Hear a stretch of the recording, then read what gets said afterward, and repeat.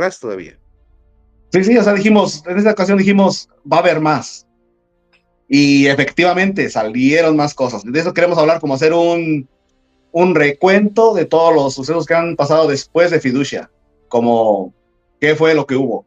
Por ejemplo, hubo el despido de Strickland, de eso vamos a hablar, hubo la excomunión de Viganó, hubo que no le dieron permiso al padre Rabasi en una diócesis, y en fin, la gente hizo gran escándalo, y esto es lo que tienen en común todos ellos, todos los que puse en la miniatura, lo que tienen en común es que son los mismos suscriptores, son los mismos seguidores, en textudo les dirían focas, porque les aplauden todo, entonces son los mismos. De eso queremos hablar esta noche, vamos a tocar como yo creo que poquito tema por tema, y pues eso es en sí, en general, eso es englobar todo esto, es una burbuja, yo digo que es como una burbuja, una Matrix.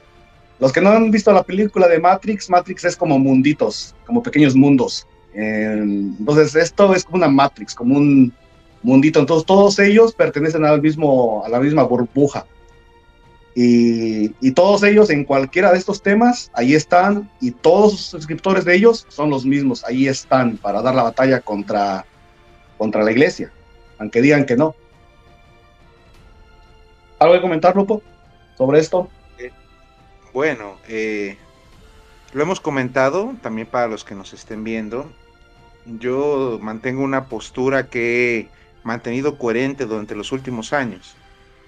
Yo pienso que hay una tendencia ideológica muy propia de este tiempo posmoderno que tiende a emancipar las cuestiones de autoridad.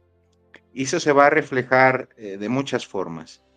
En palabras sencillas, se pone la opinión privada de fe mía o de mi grupo por encima de lo que afirma y enseña el magisterio vivo de la Iglesia, ya sea desde obispos, sacerdotes, laicos, que anteponen su propia opinión. Y yo creo que en el fondo lo que vamos a ver van a ser manifestaciones de esto, que no es nada nuevo, pero que hoy toma una fuerza especial aprovechando la nueva tecnología, aprovechando las redes sociales, lo que implica el Internet, algo que no existía antes. Por lo tanto, la difusión se multiplica y llega a mayores personas. Así es, así es. Pues mira, yo quisiera empezar con el obispo Strickland, porque ahorita miré que publicó publicó el viernes 23 de septiembre de este año, de 2024, publicó un blog y estuvo fuerte lo que leí ahí. Entonces quiero leer poquito sobre lo que escribió allí el obispo Strickland, sin mencionar el escándalo que se hizo cuando lo destituyeron de la diócesis de Taylor. Yo vivo cerquitas aquí de la diócesis de Taylor, de hecho he visitado parroquias de allí. Y créeme que la gente de allí, la que de verdad es de la diócesis de allí, ni siquiera hace el escándalo que está haciendo la gente en redes sociales. ¿Sabes lo que hace la gente de esas diócesis? Tienen, al final de cada misa, tienen una oración y la rezan después de la misa, todas las parroquias, para pedir un nuevo obispo. Y dicen que de acuerdo al Papa Francisco, entonces están con el Papa Francisco esa diócesis. Entonces yo veo que una cosa es la vida real y otra cosa es la burbujita cibernética de redes sociales de la que vamos a hablar. Entonces, Sí, sí, sí. Eso hay que tenerlo clarísimo. La vida no es Facebook, Twitter, YouTube. La vida es otra cosa. Y eso sí hay que tenerlo muy claro, muy claro. Si acaso el gran peligro de las redes es la capacidad que tienen de infectar ideológicamente a otros en estas ideologías, haciendo daño a los hermanos. Es que en el fondo se trata de ayudar a que los hermanos en la fe no se vean perturbados por estos que promueven el escándalo por sus propias agendas. Ese es el asunto de fondo. así es, así es. Pues mira, lo que voy a hacer, voy a leer solamente una parte, está bien largo, No sé si a alguien le interesa, yo les puedo pasar el link, pero está un poco larguito. Pero además me voy a leer las partes que a mí se me hace que están fuertes para que sea un obispo el que está publicando esto. Yo lo veo como que está tomando el mismo rumbo que tomó Viganó, cuando él comenzó así poco a poquito a revelarse hasta que terminan yéndose. Mira, dice, más de un extracto, dice, 30 años antes del comienzo del Concilio Vaticano II, pronunció estas palabras el Papa futuro Pío XII. Dice, estoy preocupado por los mensajes de la Santísima Virgen a la pequeña Lucía de Fátima. Esta persistencia de María sobre los peligros que amenazan a la Iglesia, una advertencia divina contra el suicidio de alterar la fe en su liturgia, en su teología y su alma. Aquí habla sobre, ya están tachando como que el Concilio Vaticano II va a alterar la fe. Y fíjate, dice que la Santísima Virgen ya dijo eso, que van a alterar los peligros del suicidio, de alterar la fe, la liturgia y la teología. O sea, desde aquí estamos mal, ya estamos culpando que la Virgen está contra el Concilio Vaticano II. Yo no creo que la Virgen, si de verdad fuera la Virgen, pueda ir contra un concilio de la Iglesia Católica. No, eso es calumniar a nuestra madre. Cuidado. Fíjate algo bien curioso. Voy a aprovechar como una introducción. Algo que me parece curioso, y invito a los que nos vean, si lo ves ahorita en vivo, lo estás viendo después, a pensarlo.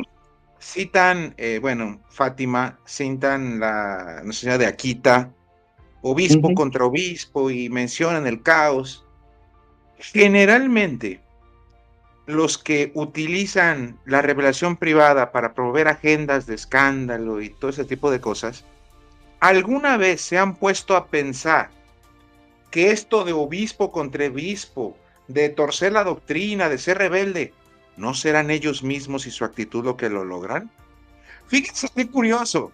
Siempre decimos, mira, la Virgen anunció que viene un gran mal, pero allá, en la acera de enfrente, no yo, no, jamás me va a referir a mí, son nosotros, es el Papa, son los obispos en comunión, ellos, ¿cómo están? Lo dijo, que iba a ir obispo contra obispo, sacerdote contra sacerdote. Sí, ¿y quién provoca eso? El Papa, el que es piedra visible de unión de la Iglesia.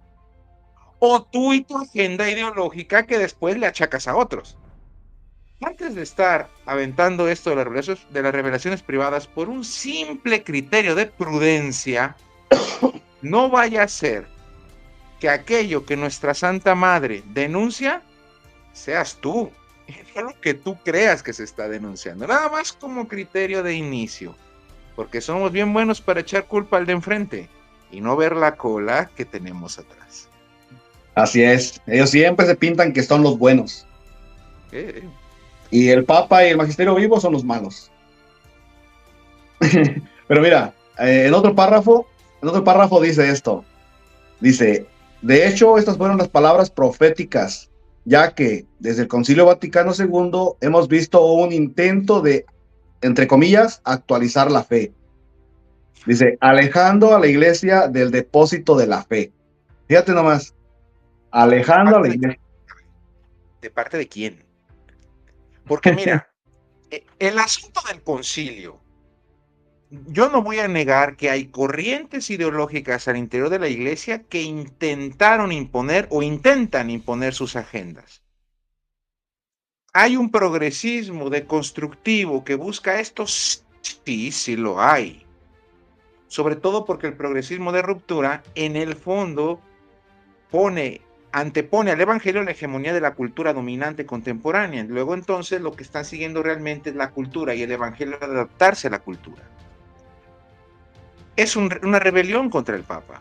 Pero del otro lado de la banqueta hay un tradicionalismo que también niega la progresión natural de la fe, niega el avance de la fe por el Espíritu Santo en cuanto a desarrollos legítimos doctrinales y profundización de la doctrina, para quedarse en un concepto errado y falso de tradición, que es lo dice el Papa Francisco, un indietrismo, un fijismo, un congelamiento y matando lo que es realmente la tradición en sí, y buscan imponer su agenda.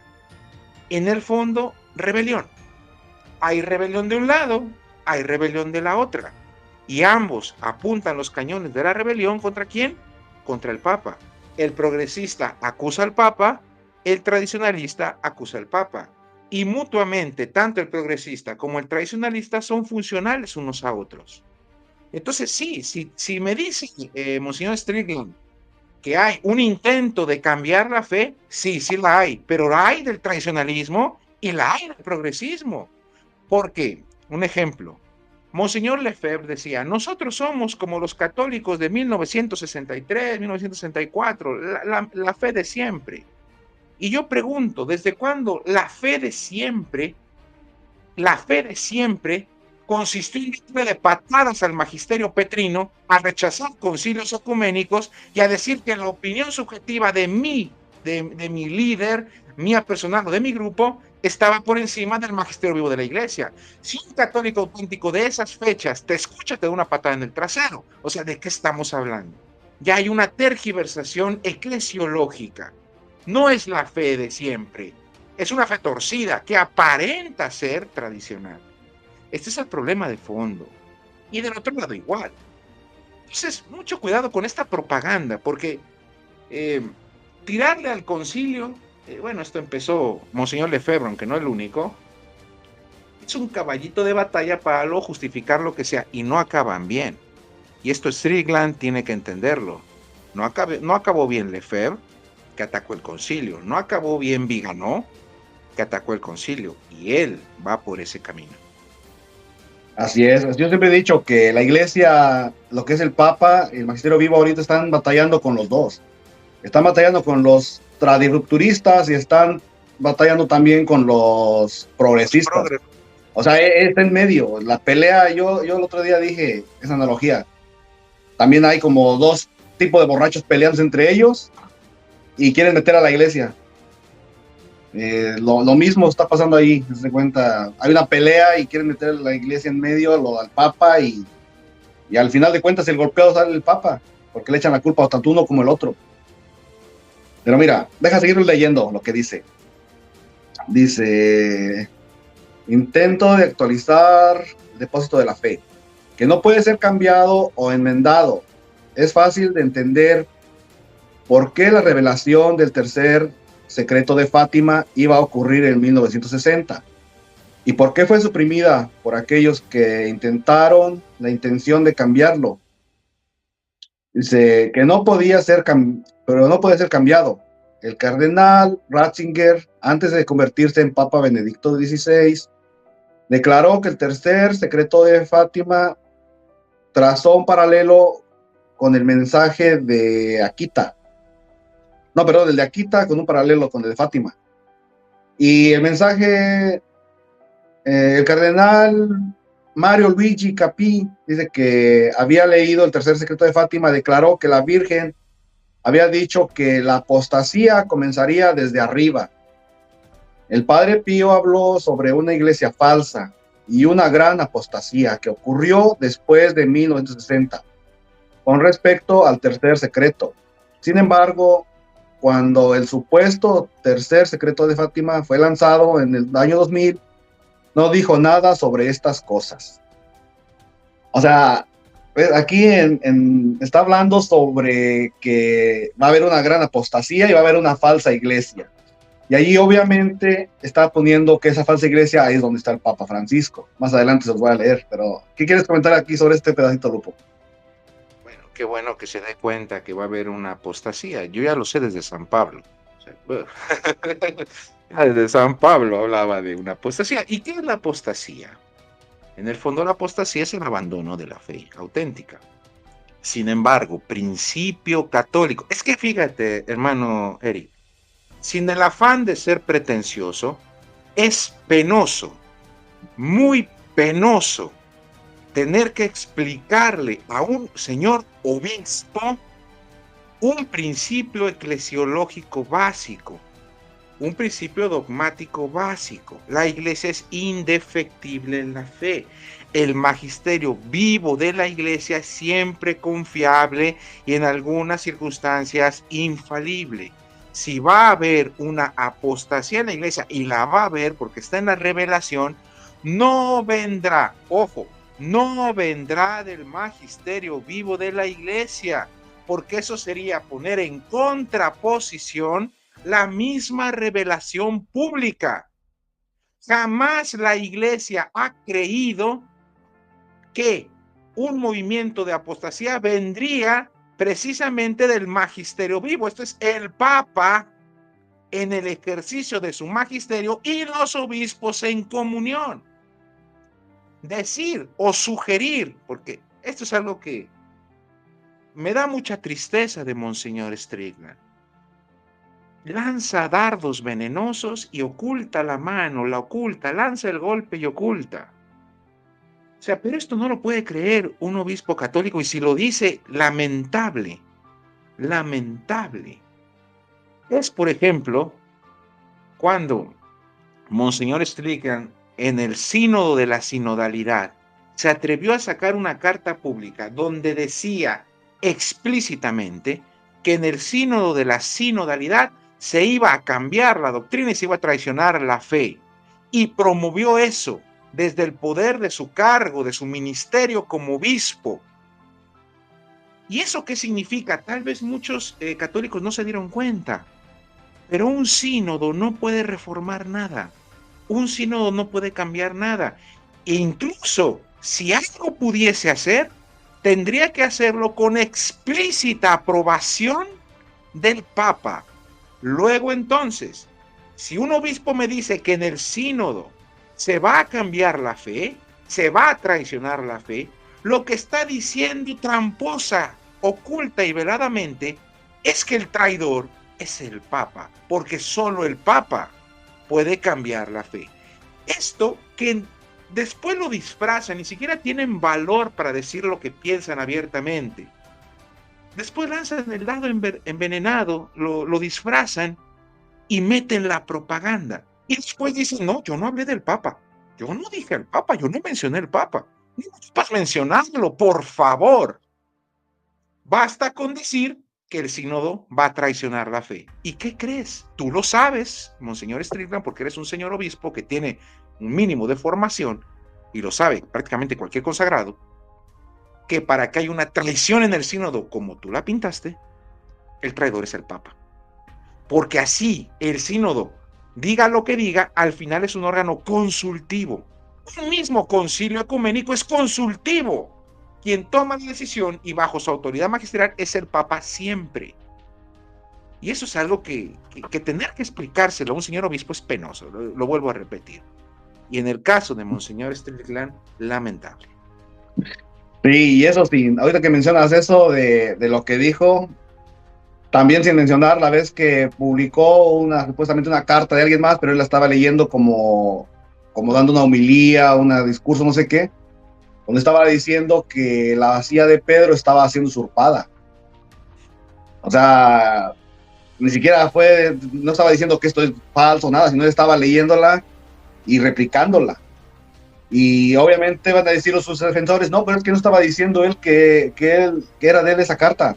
Entonces, ¿para qué la lees y sacas un video y lo publicas? Obviamente él estaba ahí diciendo que la silla de Pedro está usurpada. ¿Qué es eso? Pues que el Papa no es Papa. Sede vacante. De hecho, Monseñor Strickland, antes de ser destituido, estaba haciendo propaganda sedevacantista. Eso sí, discreto, el dadito envenenado, después digo que sí, luego que no, tratando de ser astuto, pero caray, o sea, el daño que estaba haciendo era tremendo. Y evidentemente esto muchos católicos no lo detectaron. Ellos veían a un obispo valiente, preocupado por la salvación de las almas, que estaba defendiendo a sus ovejas, cumpliendo su misión como sucesor de los apóstoles, bla, bla, bla, bla, bla. Pero eso sí, diciendo que el magisterio de la iglesia, que el Papa sugiriendo que no era legítimo, acusándolo implícitamente de traidor y destruyendo el tejido eclesial y promoviendo entre sus fieles la desconfianza y destrucción del vínculo filial con la autoridad de la iglesia. Bonito obispo. Discúlpame, no puedes estar frente a una diócesis si tú piensas eso.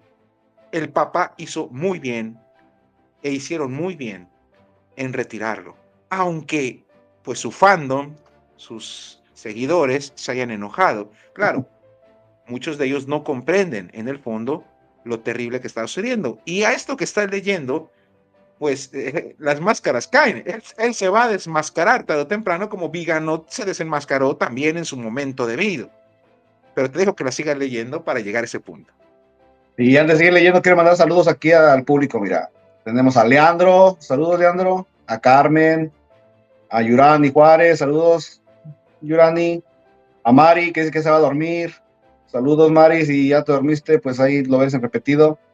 Y saludos a Betty Valenzuela, que dice que nos va a escuchar mientras lava los trastes, que bueno, eso es muy buena idea.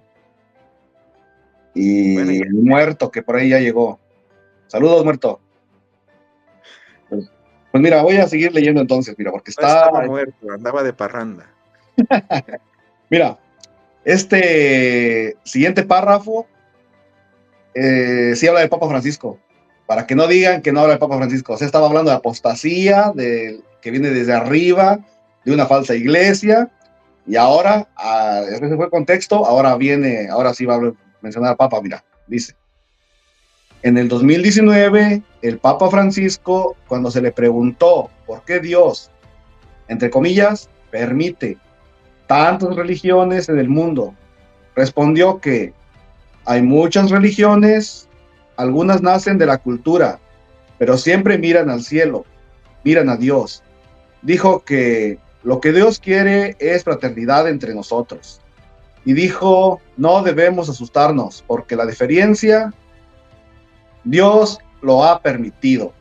Sin embargo, si realmente no había diferencia en las religiones del mundo, si lo que Dios quería era tan solo fraternidad entre nosotros, entonces uno podía concluir que la Iglesia Católica ya no es la única religión verdadera y que de hecho no es el arca de nuestra salvación. Sin embargo, sabemos que esta no es la verdad.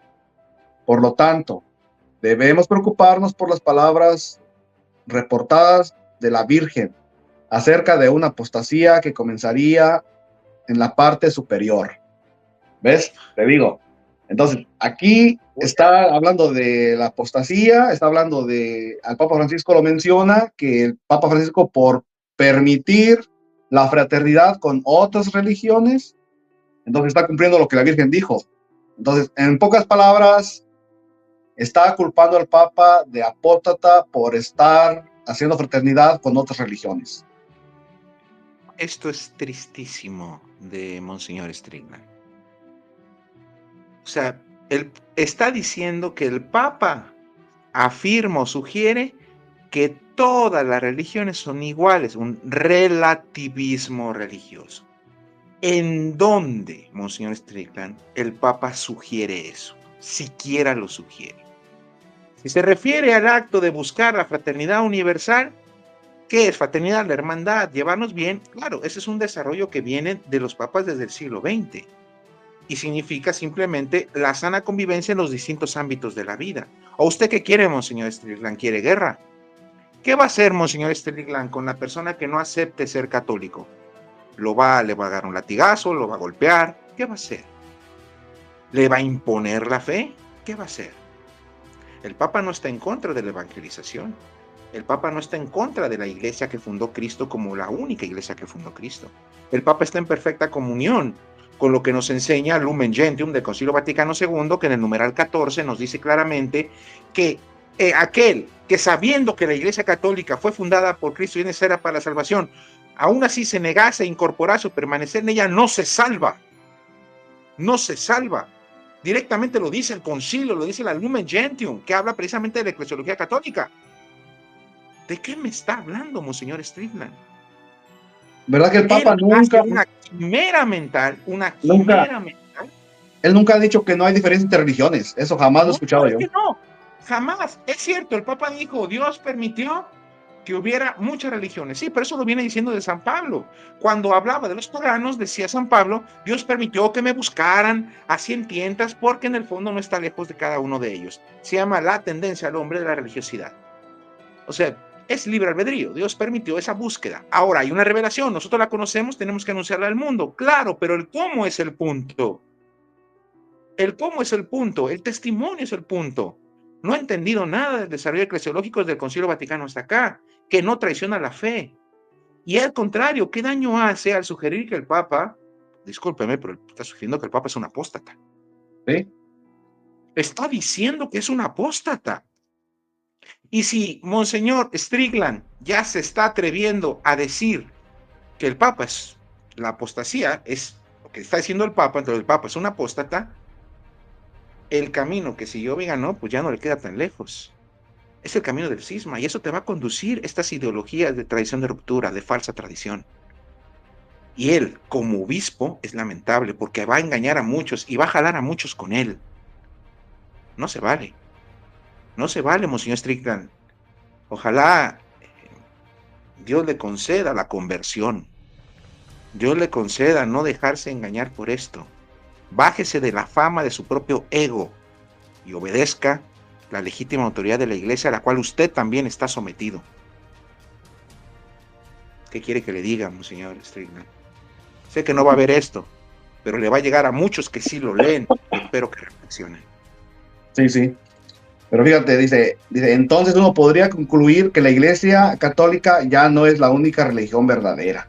O sea, esas son sus conclusiones de él. Lo que él concluye, más no es lo que el Papa quiso decir.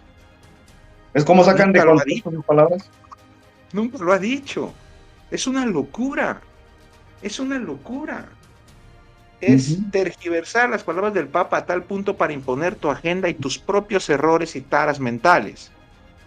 Y después te presentas como el gran defensor piadoso de la fe. ¿De qué fe me hablas?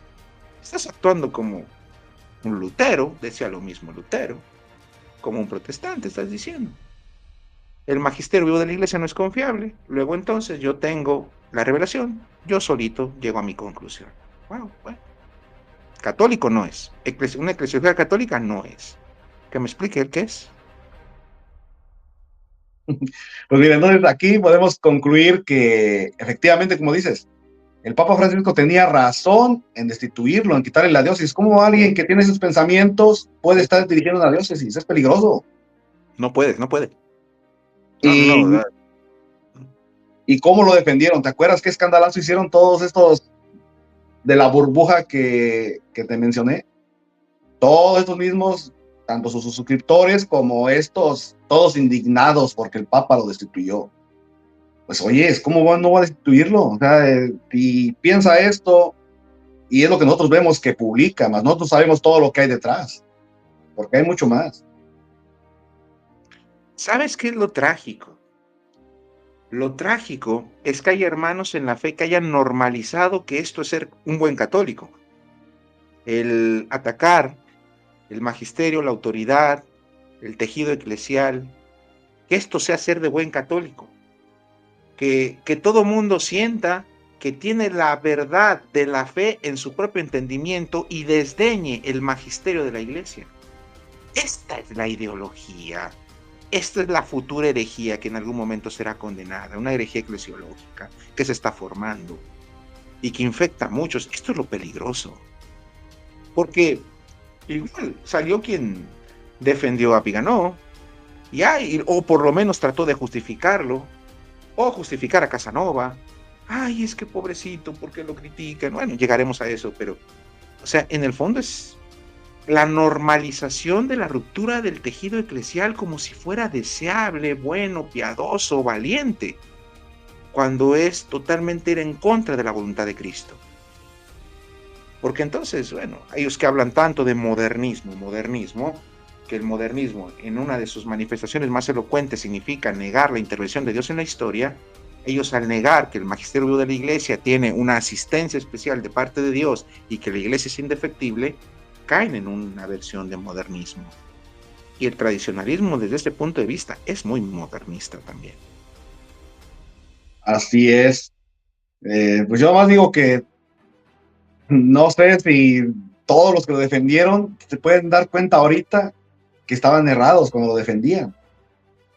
Pero bueno, yo creo que nunca va a salir alguien a decir, ¿saben qué? Me equivoqué. De ese lado no creo que lo haya. Pues, pues mira, vamos a dejar a Mr. Strickland a un lado. Vamos a pasar con el que sigue, mira. Traes tu lista. Traigo mi listita, sí, porque después se me olvida. Porque tengo la foto, mira, de la que puse de la Ok. miniatura. Y me estoy guiando para ver quién sigue. Porque puse a varios. Puse, por ejemplo, mira, digo que están ligados, es una sola burbuja. Mira, por ejemplo, puse a Horacio Justo. Es un filósofo, supuestamente que es formador de sacerdotes. Y lo puse ahorita porque lo vi con Luis Román. Y el tema con Luis Román fue que estaban defendiendo al padre Rabasi. Y fíjate, entonces quiero que sea el siguiente segmento, hablar del padre Rabasi. El tema